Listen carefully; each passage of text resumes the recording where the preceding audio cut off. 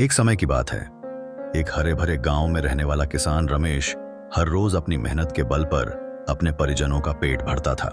हालांकि उसकी मेहनत कभी भी अपने शुरुआती सपनों के रंग नहीं दिखा पाई। उसकी उम्मीदें हमेशा आसमान की ऊंचाइयों की तरह थीं, लेकिन जमीन के नीचे उसकी फसलें बस धूल में खो जाती थीं। गांव के अन्य किसान उसकी मेहनत के बाजार में नीलाम होते उसकी हिम्मत को ललकारते थे, फिर भी वह थका नहीं। एक दिन जब रमेश अपने खेत की ओर जा रहा था, उसके रास्ते में एक परिपक्व साधु मिले। उसकी आंखों में नूर और चेहरे पर संतोष का एक अनोखा जोश था।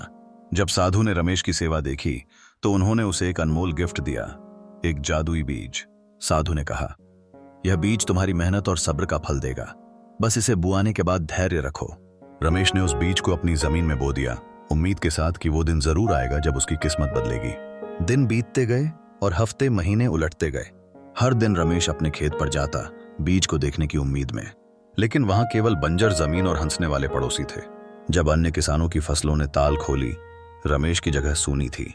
गांव वाले उसकी उपहास उड़ाते रहे, लेकिन रमेश ने कभी हार नहीं मानी। उन्होंने साधु के शब्दों को अपने दिल में रखा और अपनी मेहनत से अपने खोखले जज्बे को जीवित रखा। समय बीतने के साथ भी दूसरे किसान सुखी थे, जबकि वे ठोकरें खा रहे थे। फिर एक दिन गांव में सूखा पड़ा, हर फसल सूख गई और अब रमेश का एकांत बीज सभी को दिखाने के लिए तैयार था।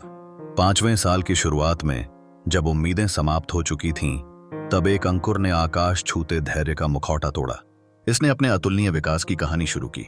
उसके बाद तो वह वृक्ष सिर्फ ऊंचाई नहीं, बल्कि सफलता की एक जीवंत मशीन बन गया। रमेश के लिए यह बीज केवल एक साधारण बीज नहीं था, बल्कि उसकी मेहनत और सब्र का फल था। उसका विश्वास उस जादुई बीज में निहित था।